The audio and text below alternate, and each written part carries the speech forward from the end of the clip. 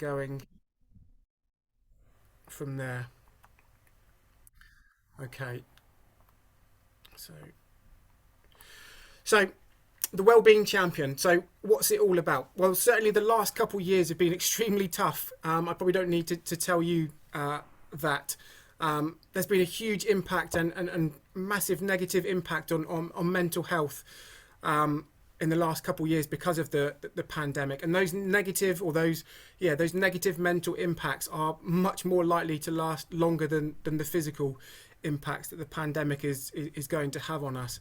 And I'm sure you've all seen the statistics that Mind campaign about, but there's probably around about 1 in 4 people that experience mental health issues each year. So within your cricket club, if you have a membership of around about 100, that's probably around about 25 members. That could be your teammates, someone that you play with week in, week out. It might be the groundskeeper, it might be the scorer, it might be the umpire, but someone within your club, around 25 members out of that possible 100, might be finding things really tough. And you might not know anything about that. And to compound that shocking figure, around about 70% of individuals, so of that 25 who might be struggling, around about 18 don't feel comfortable in talking about their mental health in a sports setting. So again, going back to that person that you play with each week, turns up, you've known at training, they're really reluctant to speak about how they're feeling, and they might really be struggling and just finding things really tough. And why don't they open up about their mental health? And it all comes down to stigma. So whilst the general perception of mental health or mental illness has improved, there's still lots of research that shows that stigma is still attached to ill mental health. And it's largely due to the lack of education, the stereotypes, and the fact that people still tend to attach negative stigmas to mental health conditions. So in reality, is there any wonder why that people don't want to talk about their mental health and how they're feeling? And just to give you a bit of context, between April last year and November last year, so April and November 2021, between those 2 dates, Mindline, which is a support service in Somerset, received over 18,000 calls from people just needing a listening ear or support in terms of trying to access some professional support for mental health. So 18,000 people, and a lot of those, like I said, just needed someone to talk to. They didn't necessarily need any solutions. They just wanted someone to listen to them, to understand how they were feeling. So as a foundation, we know that we are blessed with some amazing clubs and some amazing volunteers like yourself. And we wanted to develop a program that would help clubs support their members with their mental health. And that's how we came up with the Wellbeing Champion. So tonight's session, hopefully I will explain what a Wellbeing Champion is. And then using Mark from Opening Up Cricket, hopefully he can help you understand what you might be able to do in your role and collectively as a club. So that's the aim of tonight's session. So our Wellbeing Champion, we have a mission statement. I'll let you have a read of that. But essentially, we want to create a network of volunteers who can begin to tackle the stigma that surrounds mental health, because we know that stigma prevents a lot of people talking about how they're feeling. And we often know that if people ask us how we're doing and we're not doing okay, we just generally just say, yeah, we're doing fine. We don't want to engage in that conversation. We want Wellbeing Champions to be that catalyst in terms of getting the club and members on board and making mental health much more visible in your club, because the more visible it is and the more people begin to look at it and talk about it, then hopefully people would feel a bit more confident to talk about how they're feeling and recognise that they don't have to say that they're fine and it's okay not to be okay. And we want all of our Wellbeing Champion clubs to support our pledge that we've created, which is called Aware, and I'll come back to what Aware is in just a second. So that's our mission statement there on the screen if you've had a chance to read that. But before I go into what our Aware pledge is, I think it's really important that as clubs you understand what a Wellbeing Champion isn't, because that's really important. We don't want to to set up our wellbeing champions in a role that they're not qualified to do, or find really stressful. The majority of the role as a wellbeing champion is simply to be that friend. You're there to listen. You're there to listen and to maybe signpost if somebody needs that individual support. Our wellbeing champions aren't there to offer continued support and ongoing support for people that are in crisis. And our champions certainly won't be offering any medical advice. They certainly won't be diagnosing issues, and they won't be offering solutions.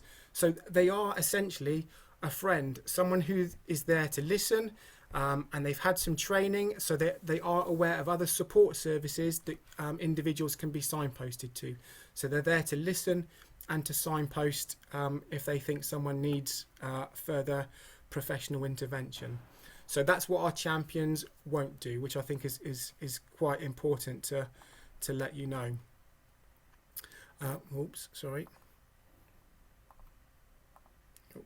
So you may remember me talking about our Aware pledge in our mission statement.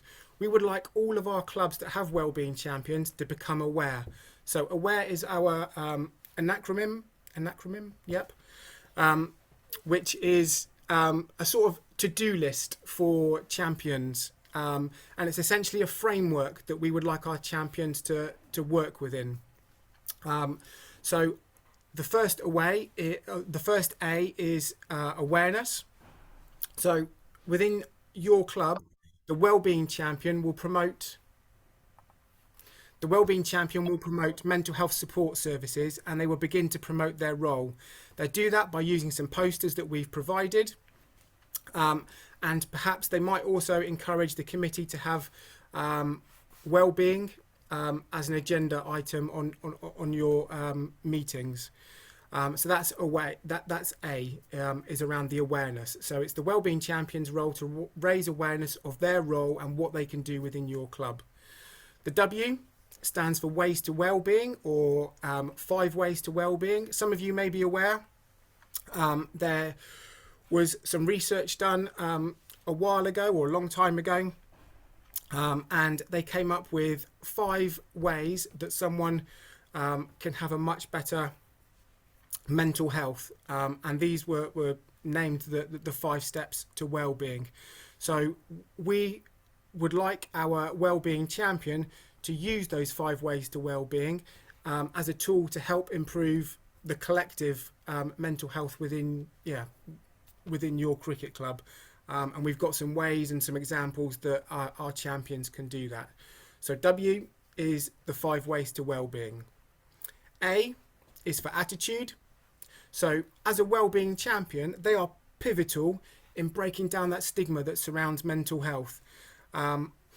We want them to challenge we wanted to challenge any poor attitudes towards mental health, and we want to help break that stigma. We want our champions to be that spark of conversation and talk openly about mental health. So again, our champions have got a big role to play in breaking down that attitude and that stigma that surrounds mental health. R is for respond. So all of our champions have now been trained as level 2 mental health first aiders. So they are there to respond, be that friend, and listen to anyone who might want to approach our champions and maybe talk about how they're feeling, things they're finding tough, anything that they want to. And our wellbeing champions have the ability to respond and to signpost to the relevant services. And then finally, the E is for environment. So as a cricket club, we want to create places that are mentally healthy places to play, and hopefully we can do that by achieving the A, the W, the A and the R that I've just spoken about before that, because if we manage to do all of those, then we will create a very positive and healthy environment. So hopefully that gives you a bit of context around what we want our wellbeing champions to achieve. We want them to work, we want your club to work towards becoming an aware club. Hopefully that makes sense. So, just to give you some ideas around some support that our Wellbeing Champions will have, we will provide them with an awareness calendar. So you can see from the screen that these are national campaigns, national mental health campaigns that run. And we would like our Wellbeing Champions to promote these within your club. So sitting behind each of these months, we've produced some very simple copy and paste social media content that our champions can use and share within your club. And they've got some tips on how they can use the five ways to wellbeing that are linked to each of these months. So we're making mental health visible, we're trying to break down the stigma, and we're using nationally recognised campaigns to help our champions, or to guide our champions through our Aware pledge. So that's the awareness calendar that our champions will be following. And just to give you an idea of some of the support, each of our champions will have a poster. So like all of your clubs will have a safeguarding officer, and that will be displayed on your club notice board website. You might want to use our Wellbeing Champion flyer. It explains what they will do, and importantly explains what they're not here to do. It's got a space for their name and a space for their picture. So again, very similar to what you might have in your club for safeguarding. So that's there to promote the role and to make them visible. Then in addition, each club will have a mental health poster. So it just outlines a number of key organisations, national organisations and some local ones that individuals can contact. So we've got one specifically for clubs in Somerset County Council boundaries. We've got a specific one for those in Baines, and a specific one for North Somerset and South Bristol. So your champions will get that, and they can display that digitally, or you can put it on back of toilet doors, because that tends to be quite popular as well. So you can use that to display around your club. So hopefully that whistle-stop tour gives you an idea of what a Wellbeing Champion is. I'm now going to stop speaking and pass you over to Mark.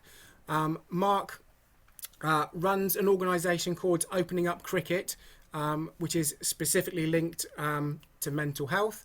And I'll let Mark introduce and tell you a little bit more about Opening Up Cricket and some tools and strategies that you can use within your club. Okay, yeah, thank you, Steve. I'll just get my screen shared. Yes, I'll stop sharing mine. Thank you. There you go. Bear with me a second.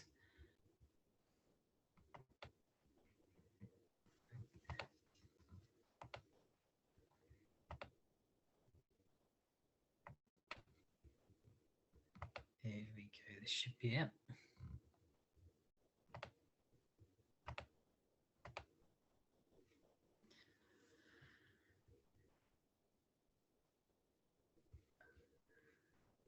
Okay, as that's loading, hopefully not too much longer.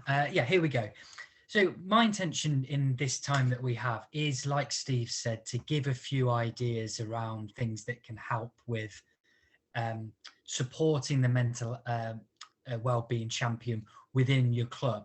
So from our perspective, since 2014, we've been going out to see clubs doing things online increasingly, anything in the world of cricket, predominantly club cricket, to promote mental well-being and suicide prevention. So what's happening here in your county is a fantastic thing for us to get involved with, to be able to keep pushing this agenda, which we think is so important. So in terms of this, we're looking at promoting positive mental health in club cricket, and I'm going to just talk about 4 areas which are around things that can be done as coaches, leaders, anyone involved sort of at a committee level, or anyone within the club who has that interest in being able to support the people who've taken on the roles that they have. So I'm going to have a little bit of a mixture of things which can be there to be done by yourself, or that can be done as a part of a wider group. But I think the most important thing, and if I was to cut my bit here short and just give one message, it would be this: that the most important thing any of us can do in this area is start with something. What I've found over the years is that people have found increasingly that it's a topic that they want to do something about.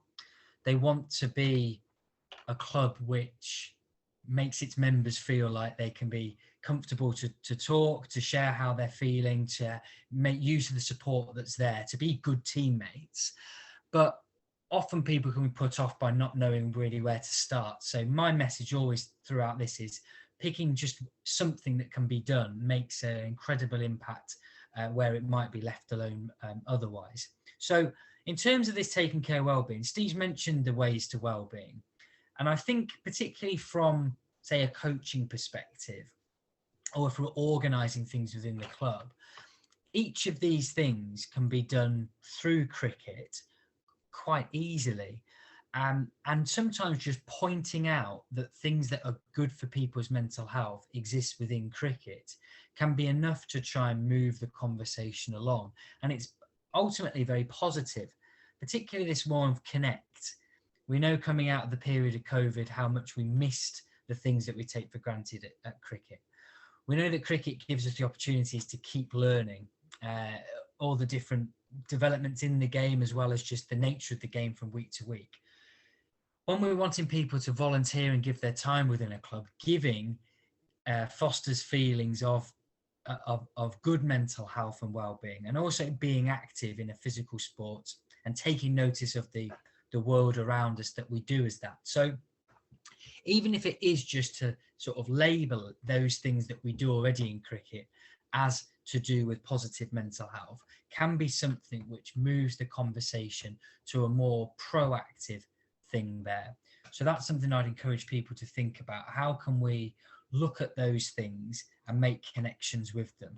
Can we, as an example, and I've seen this done really well at a couple of clubs elsewhere in the country, when they're trying to make, say, fielding sessions more active, as engaging, as sort of intense as possible, then the coach making a reference to saying, how did that make us feel? Okay, that was great for our physical aspects, but also remember that's something which really has a benefit on the mental side as well. And I think one of the things that can make a big difference is using some of the mental skills, mental fitness or mental toughness aspects of cricket. And I use Justin Langer as an example. I won't go through the whole story, but what Justin has spoken about a lot over his career is how he found the use of a particular mental technique, meditation, to have sustained him through that incredibly successful career, of course, at Somerset, as well as with Australia and elsewhere. So what we can do is, when we talk about cricket and we realise that it's so much a mental game, I think Stuart Broad said in the Edge film that it's 90% mental, 10% technical. Stephen Waugh said something similar when I was growing up. And I think that can be a route to get people talking about mental health, because that side of it is still mental health. It happens to be the peak area of it, the very best mental health, the strongest that we are mentally. But talking about it in that way does give people an understanding that it's something that can be looked after, it can be improved, and it can be a really positive conversation, not one that's hidden away and we only speak about it when there's a problem. And if we only speak about it when there's a problem, we're less likely to get people to want to talk about it. So Lang is a great example from that perspective of someone who's openly spoken about using tools to look after his mind. So I think in terms of taking care of well-being, we can promote the ideas around mental fitness. What skills can we do within the sport to use them as a hook to talk about the mind? Because if people get used to saying how these things help them, or maybe it didn't work for them, but they try something else, that's still sharing a little bit about something which can be very hidden. And making it a topic does make a huge difference. I found in contact with a club, and just before Christmas, they decided to make a really big push for signposting towards where people could get work on their mental skills in preparation for their pre-season. So they were pushing people to give Headspace app a go. And within that, then there was an opportunity to have a conversation about how people found that. Because if we're wanting to talk about mental health, sometimes applying a context to it is really helpful to say, this is something that will link to our cricket in this way, rather than putting the mental health there and the cricket over at another side. So taking care of well-being, I think, is the best route into it, a really positive promotion of mental fitness. And let's, of course, remember that we play a team sport. I'm pointing out the obvious here, of course, but what can we do within that to encourage people to look out for their teammates? And I think we speak to anyone, particularly people who've given up their time to come on a call like this tonight, they're motivated by wanting their team to do as well as they can and to look out for people around them. No one wants to see people slide by the wayside and struggle. And we've already got a mechanism for helping people within that. So making use of the team sport is the route to that. And a couple of really simple examples about looking out for our teammates and supporting them. One came from Mitchell Marsh, and people may have seen the Amazon Prime documentary, The Test, on the Australian men's team. And in this, Mitchell Marsh did something which probably got missed by most people watching it, because they're looking out for the key moments, the headlines that were around the Ashes and the World Cup. But Mitchell spoke about his effort as a member of the squad when they were touring England, long time away from home, lots of pressures on the field, homesickness away from the middle, and lots of other things going on in their lives. So what Mitch Marsh said, which struck me because of how simple it was that he made it his business each morning to go out and have a walk and finish with a cup of coffee. And he advertised it, if you will, to the players and to the staff that he was going to be doing that, and it was a place where they could talk. This isn't revolutionary. Everyone's gone for a walk and had a cup of coffee at some point in their life. But what he was doing there was just being someone who put himself out there, who just took that little bit of a step to say, I'm someone who is interested. And our next step probably is getting towards how can we support someone who is struggling? And that can be a tough one for a number of reasons. But we need to get somewhere before that. And that idea that Mitchell had of just being someone who's an option to talk to, and talk to about good things as well as bad things, to make people feel more comfortable. So my question that I always ask people to reflect on is, what do we do and what can we do in clubs to make that conversation an option? They might feel they're most comfortable at a cricket club, and something that's stressful at work or a personal relationship or something like that, it might be the cricket club where they loosen up a bit, and it's someone giving them the option there to maybe blow off a bit of steam or just listen can be very powerful. And even all the way to the top of world sport, the poster boys, if you like, for elite sport, the All Blacks, Steve Hansen, the former coach, said when he was leaving his role there that his objective, as much as winning on the pitch, was to give people the opportunity to show some vulnerability. And he talked about giving them the permission. And as he used that term, it made me sit up in my seat. And as someone who's got an interest in mental health, it actually gave me goosebumps on my skin, which is quite sad, really, but there we go. Because someone had articulated something that I've been trying to get right for years, and that idea of permission. So we can reflect and think in our environment, do we actually explicitly or implicitly give people the opportunity to maybe ask for help, to share when they're struggling, whether that be with cricket or something else? Because if we don't get that right, then people won't talk about it, no matter how much we offer things and how much we ask. So for Steve and for many others in the world, it's about what we can do to make that permission clear to someone and know that what they're going to say won't be shut down. And in our own settings, we can all think about what kind of culture, as there's a very key buzzword in this area, what kind of culture exists.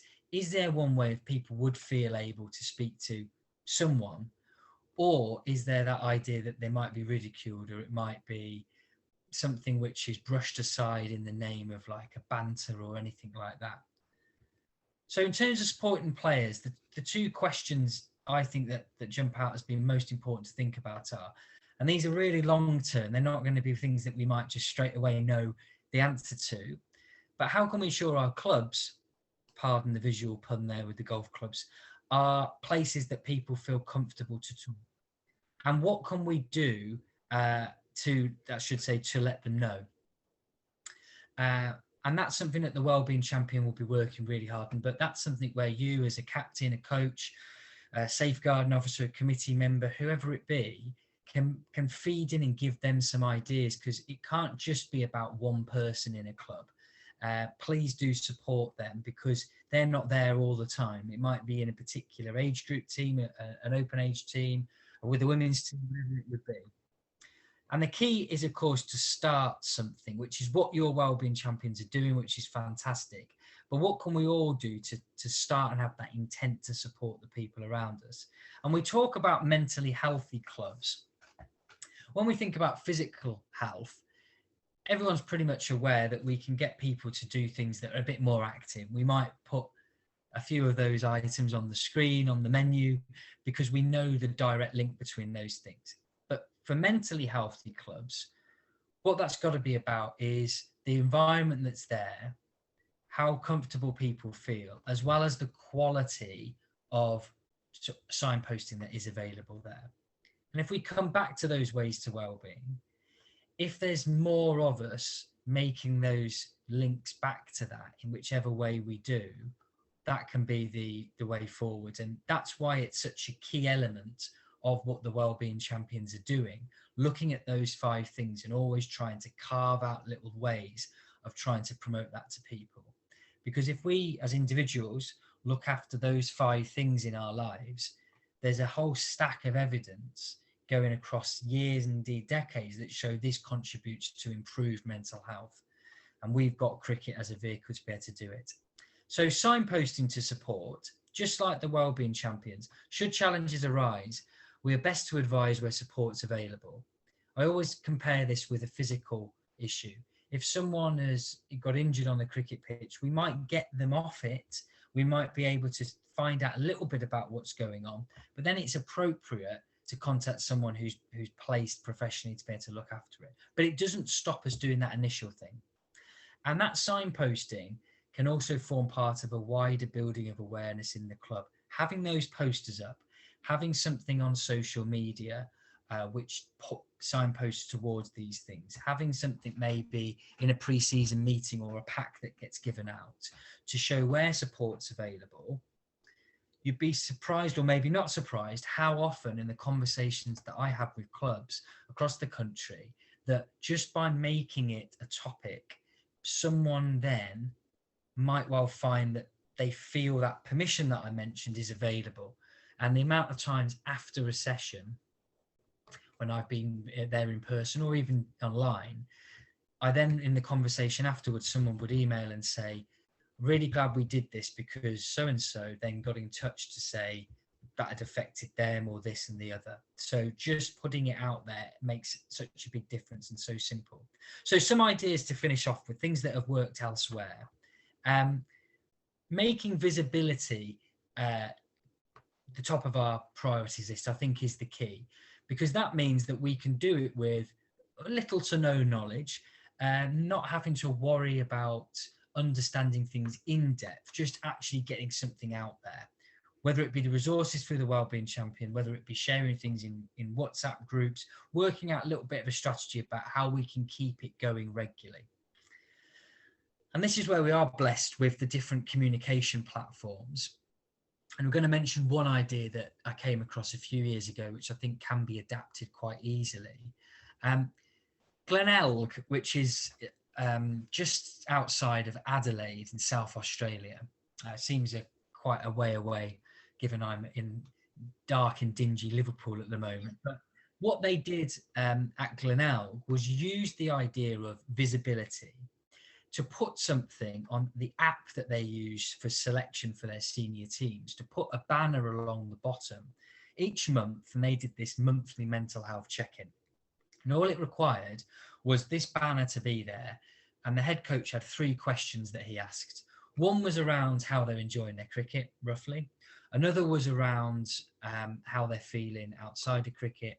And then the other one was about, is there anything that you'd like to talk about?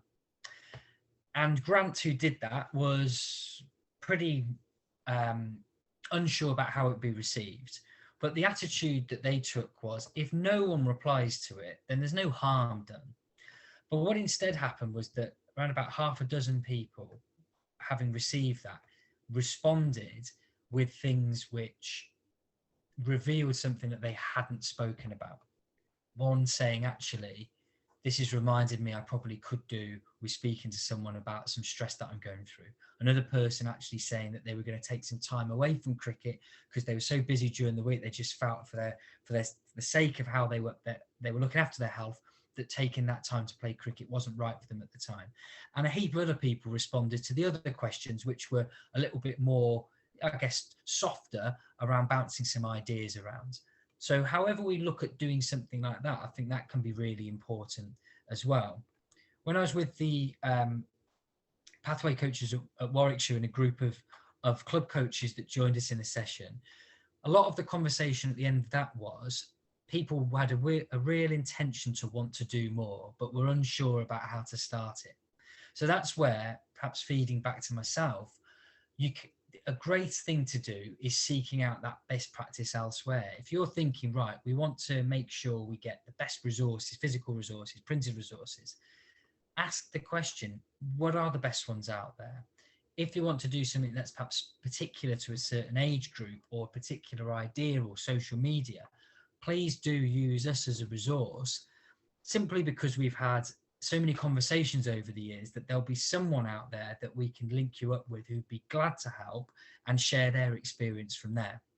A couple of others, another down there in Adelaide, there was a chap who played at Glenelg who also plays for South Australia, and he said one of the things that made him feel so welcome when he was starting off in the professional game was that they did a Friday lunch club where the seating arrangements just got completely mixed up, so that people were in a way forced to sit with someone they wouldn't necessarily choose to. And I know we don't have the professional environment where we sit down for lunch, 5 days a week, but this principle I thought was really useful about getting people to mix. Often when it's just left to chance, and I know it's for my club, you will have people just sort of drifting off into their own groups, and of course that's fine, but doing some things to sort of engineer some of those conversations, because what Jake, the player, found was he sat next to someone who he might not have broached a conversation with normally, but they found they had a couple of things in common and then had that connection with someone, and it's another option then for someone to speak when they might be struggling with something. And the guys at University of Exeter Ladies Cricket Club, who we've worked with over a number of years, had an initiative called the LBW, which was Little Breaks for Wellbeing, where each, I believe, week or fortnight, they would offer something which was geared towards their well-being. And of course, we're not necessarily in a university setting where people have the time or the proximity to each other, but making that something regular, whether it be signposting to something or having an event and labeling it that it was something to do with well-being, had an impact for them, which meant people saw that as being embedded in what they do. And that's got to be the key, that we're not adding things on, running ahead and trying to add lots and lots of things. They just picked one simple thing to go with each time. And in terms of training, something I would point people towards here, Zero Suicide Alliance have some excellent resources online.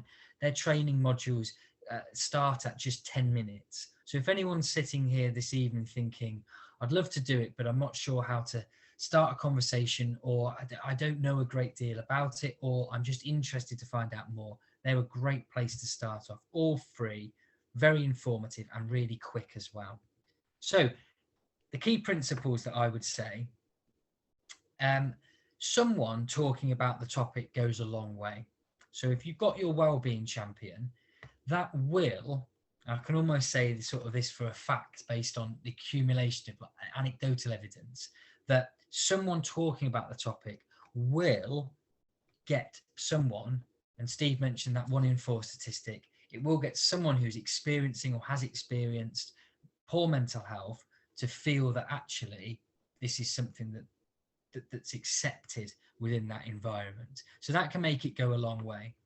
In my setting up here, just by speaking about it, being someone who does mention this area quite a lot, I was counting up the other day that, in fact, I think well over a team's worth of players have found it possible to speak with me about what they're going through from all kinds of issues, whether it just be, some stresses during the week and to blow off a bit of steam, all the way through to people finding life really difficult and just wanting someone to listen to them.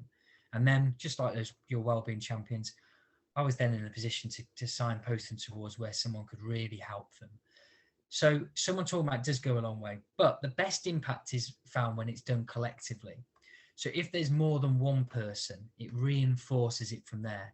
And it might be that the other messenger, if you will, is someone who has that connection with another part of a club.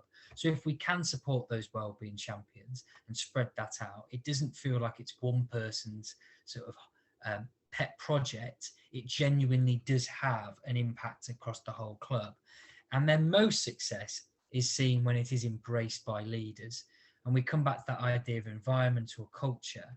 If that's something that the people who have the positions of authority in the club are endorsing or are talking about as well, then that's where we can genuinely say that we've got a club that is mentally healthy, that cares, that considers it. And even just in this really short space of time that we've had tonight, I think there's hopefully an appreciation that there's people in your clubs that are doing something, and this is a pretty unique venture. Bits and pieces go on in different county boards and foundations across the country, but what Steve and the guys are doing here really is trailblazing, and we will see over these next years just how effective this has been. And this is the next frontier for sports in my perspective, that we do so much around increased use of technology, membership drives, trying to bring people back to the sport, trying to stop losing them. But if we want to do something from a purely selfish perspective in clubs and keep people, then looking after them in this way will go a long way to doing that. So thank you for your time. I'll take my screen share off now. If anyone does have any questions, I'll be really glad to answer them. But otherwise, I'll put in the chat now my there we are, stop share. I'll put in the chat my email address, and it's always a pleasure, genuinely, to receive emails from people to discuss, to ask questions, to share what's happened with them, because then when I'm with a group in another part of the country, just those extra ideas and those extra thoughts come back to it.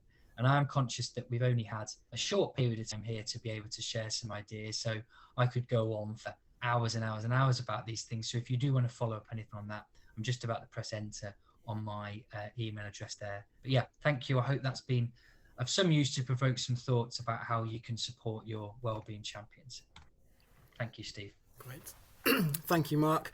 And Mark will be with us. So for all our wellbeing champions, Mark will be with us on our journey, which is fantastic, because Mark's organisation, like he's alluded to, covers the whole of the country.